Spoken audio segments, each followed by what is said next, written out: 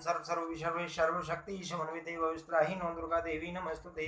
नारद जी कहते हैं, सुकुमारी दमंती मेरे विषय में इतनी पक्की धारणा बना चुकी थी कि माता की बात सुनकर अत्यंत घबराहट के साथ उसने कहा, माता जी, जब ये मुनीष रसमार्ग से बिल्कुल अनभिज्ञ हैं और सांसारिक विषय वासना का इन्हें कुछ भी ज्ञान नहीं है, तब इन्हें सुंदर मुख धन और राज से क्या प्रयोजन है। माता जी, वन में रहने वाली उन हिरणियों को भी धन्यवाद है जो वीणा का मधुर स्वर सुनकर प्राण तक देने को तैयार हो जाती हैं। जो मूर्ख मानव ईश्वर से प्रेम नहीं करते वे जगत में धिक्कार के पात्र समझे जाते हैं। माँ, नारद जी को जिस सप्त स्वरमयी विद्या का ज्ञान है उसे शिव जी को छोड़कर तीसरा कोई भी पुरुष नहीं जानता। माँ, मूर्ख के साथ रहने पर तो प्रतिक्षण ही मृत्यु का सामना करना पड़ता है, अतः रूपवान और धनवान होने पर भी यदि कोई मूर्ख है तो उस पुरुष को सदा त्याग देना चाहिए। व्यर्थ गर्व करने वाले मूर्ख राजा की मैत्री को धिक्कार है।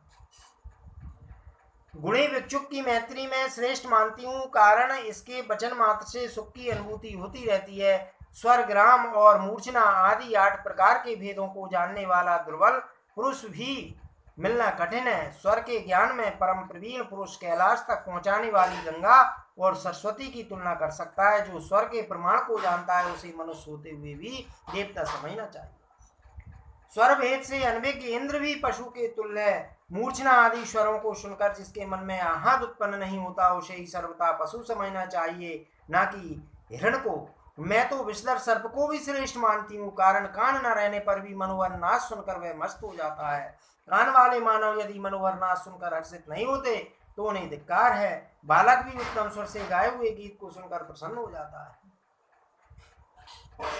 इस गान के रहस्य को न समझने वाले वृद्ध तक अधम समझे जाते हैं। क्या मुनिवर नारद के इन अपार अपरितम गुणों को पिताजी नहीं जानते? त्रिलोकी में नारद के समान सामवेद का दिव्य ज्ञान करने वाला दूसरा कोई भी नहीं है।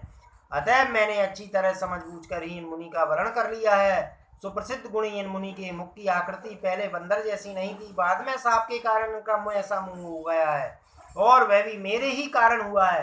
अतः मैं कैसे दूसरा विचार कर सकती हूँ? किन्नर घोड़े जैसे मुख वाले होने पर भी किसको प्रिय नहीं होते, उनसे सभी प्रेम करते हैं, कारण सामवेद के वे बड़े अच्छे जानकार हैं। किसी के सुंदर मुख से ही क्या प्रयोजन है? माँ, तुम पिताजी से कह दो, मैं निश्चित रूप से मुनिवर को ही वर चुकी हूँ, अतः आग्रह छोड़कर वे प्रसन्नता पूर्वक मेरा विवाह मुनि के साथ कर दें। नारद जी कहते हैं, पुत्री की बात सुनकर रानी ने राजा से यह सब कह सुनाया। मेरी पुत्री दमयंती का नारद मुनि में पूर्ण अनुराग हो चुका है। यह समझकर उस परम सुंदरी रानी कैकेयी ने राजा संजय से कहा, आप किसी शुभ मुहूर्त में नारद मुनि के साथ ही दमयंती का विवाह कर दीजिए, क्योंकि अपनी यह कन्या उन सर्वज्ञानी मुनि को मनी मन भर चुकी है। नारद जी कहते हैं, इस प्रकार रानी कैकेयी की प्रेरणा करने पर राजा संजय विधि पूर्वक विवाह करने को प्रस्तुत हो गए। उन्होंने संपूर्ण विधि संपन्न करके मेरे साथ दमयंती का विवाह कर दिया।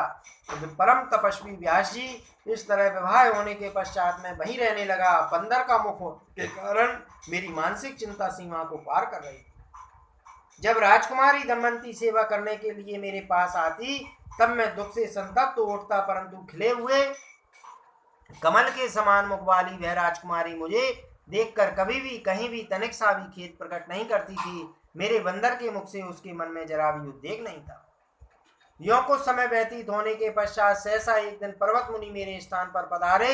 अनेक तीर्थों में भ्रमण करते हुए मुझसे मिलने के विचार से ही वे आ गए थे। मैंने उनका पर्याप्त सम्मान किया, उनकी विधिवत पूजा की। एक दिन वे आसन पर बैठे थे, उस समय मुझको और दमयंती को देखकर उनका मन दुखी हो गया, क्योंकि मेरी स्थिति बड़ी दयनीय थी। बंदर का मुख होने के कारण विवाह करके मैं अत्यंत चिंतित हो कालक्षेप कर रहा था। मुझे अपने मामा को ऐसा दुखी देखकर उन परम दयालु मुनि ने कहा, मुनिवर नारद, क्रोध में आकर मैंने तुम्हें शाप दे दिया था, किंतु सुनो, मैं अब उसे दूर कर देता हूँ। नारद, अब तुम मेरे पुण्य के प्रभाव से पुनः सुंदर मुख वाले बन जाओ, क्योंकि इस समय राजकुमारी को देखकर मेरा मन करुणा से ओतप्रोत हो गया है। नारद जी कहते हैं, मुनिवर पर्वत की बात सुनकर मेरा मन भी नम्रता और कृतज्ञता से भर गया। उसी क्षण मैंने भी जो उन्हें शाप दिया था उसका मार्जन कर दिया। मैंने कहा, मुनिवर पर्वत, तुम मेरी बहन के सुयोग पुत्र हो, तुमको मैंने शाप दे दिया था, उसे स्वेच्छा पूर्वक सानंद वापस ले रहा हूँ, अतः तुम स्वर्ग में जा सकते हो। फिर तुरंत पर्वत मुनि के कथानुसार उनके देखते ही देखते मेरा मुख अत्यंत सुंदर बन गया। अब राजकुमारी के हर्ष की सीमा नहीं रही। उसने तुरंत अपनी माता से कहा, माँ, तुम्हारे परम तेजस्वी जामाता अब सुंदर मुख वाले बन गए हैं। पर्वत मुनि की आज्ञा के अनुसार उनके साथ से उनका उद्धार हो गया है। पुत्री की बात सुनकर रानी ने राजा से यह प्रसंग कह सुनाया। सुनते ही राजा संजय परम प्रसन्न होकर मुझे देखने के लिए वहां पधारे। उस समय उन महाभाग नरेश के मन में अपार आनंद हो रहा था। उन्होंने मुझे उपहार में बहुत सा धन दिया और मेरे भगने पर्वत मुनि को भी सादर उपहार समर्पित किया। मेरे इसी जीवन में ये सब प्रसंग घट चुके हैं। मेरे अनुभव से यह महामाया का ही प्रभाव एवं महत्तम है। महाभाग, माया के गुण से विरचित यह संसार बिल्कुल असत है। इसमें आसक्त होकर रहने वाला कोई भी प्राणी ना सुखी हो सका है, ना है और न होगा। काम, क्रोध, लोभ, मत्सर, ममता, अहंकार और मद, ये सभी असीम बलशाली हैं। इन पर किसने विजय पाई है मुनि? सत्व, रज, तम, ये तीन गुण ही प्राणियों के देह धारण करने में सर्वथा कारण होते हैं। व्यास जी, एक समय की बात है, मैं भगवान विष्णु के साथ वन में घूम रहा था। आपस में कुछ विनोद की बातें चल रही थी। उसी क्षण मुझे अनायास ही स्त्री हो जाना पड़ा। प्रभु की माया के बल से मोहित हो जाने के कारण मैं एक राजा की स्त्री बन गया और उस राजभवन में रहकर मैंने बहुत से पुत्र प्रसव किए। व्यास जी ने पूछा, मुनि, आप इतने बड़े ज्ञानी पुरुष होते हुए भी कैसे स्त्री रूप में परिणत हो गए? साधु, आपकी बात सुनकर मुझे अत्यंत आश्चर्य हो रहा है। बताइए, आप पुनः पुरुष कैसे हुए?